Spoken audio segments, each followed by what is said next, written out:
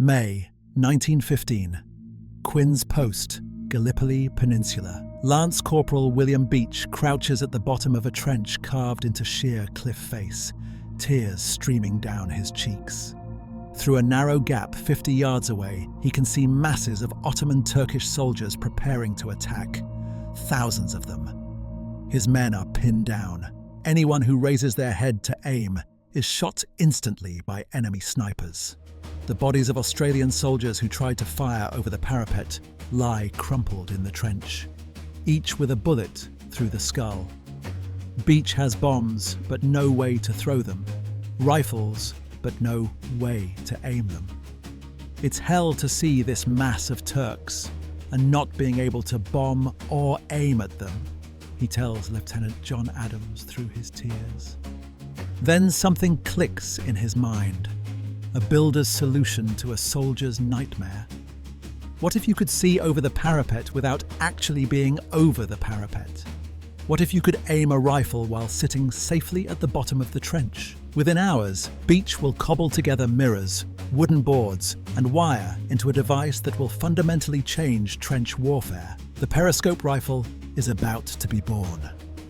The Gallipoli campaign began April 25, 1915, with British, Australian, and New Zealand forces, the Anzacs, attempting an amphibious landing on the Turkish peninsula to knock the Ottoman Empire out of World War I and open a supply route to Russia.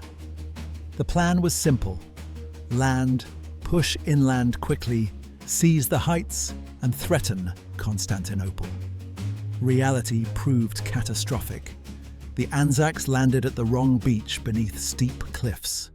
Turkish commander Mustafa Kemal, later known as Ataturk, rushed reinforcements and famously ordered his men, "I don't order you to attack, I order you to die." The Turks held. Within 24 hours, over 2,000 Anzacs were casualties. Within days, what was supposed to be a swift breakthrough degenerated into the exact nightmare they'd sailed halfway around the world to avoid: trench warfare. Quinn's Post became the deadliest real estate on the peninsula.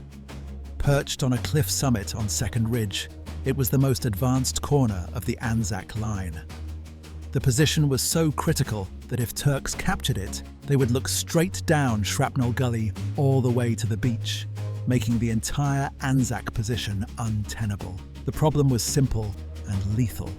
At some points, Turkish and Anzac trenches were less than 5 meters apart, close enough to throw grenades into each other's positions, close enough to hear conversations, close enough that snipers couldn't miss. Looking over the parapet meant instant death. Turkish marksmen waited with rifles trained on the sandbag line. Every head that appeared took a bullet.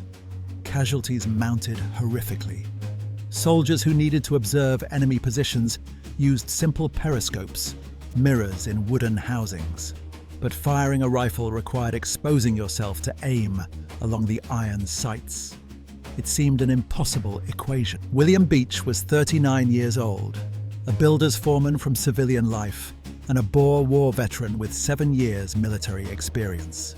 He'd been promoted to Lance Corporal just 12 days after landing at Gallipoli.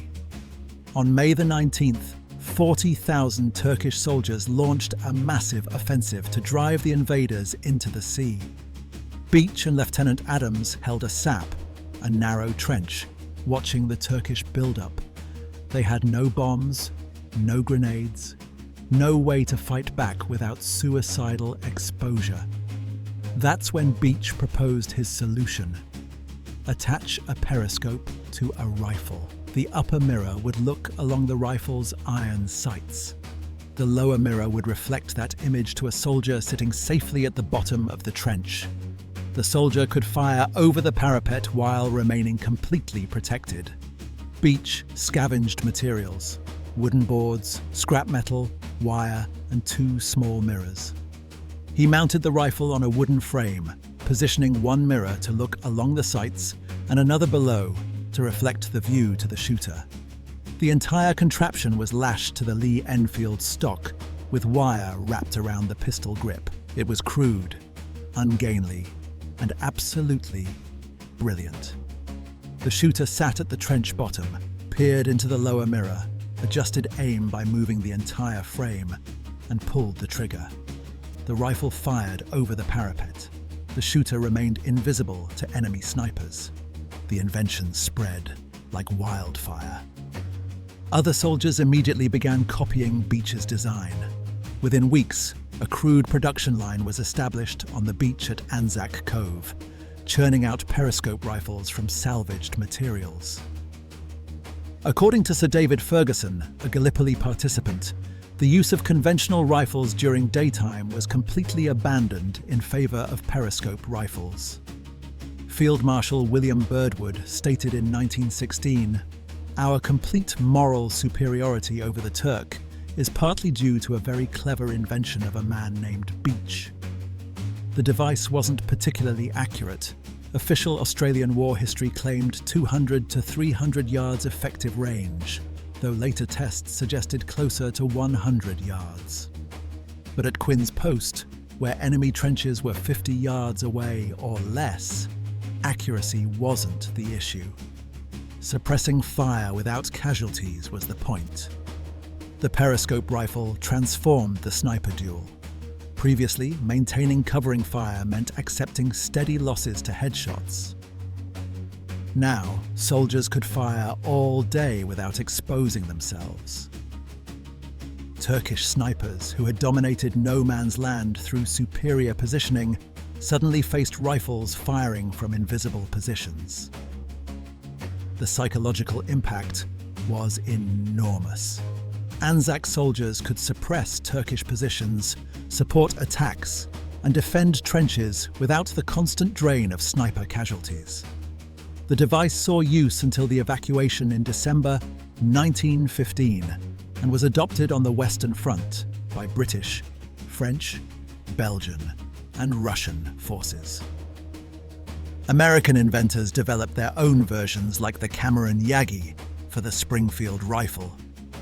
In 1921, the British War Office awarded Beech £100, worth approximately £4,000 in 2015, for his invention. It was modest compensation for a device that saved countless lives.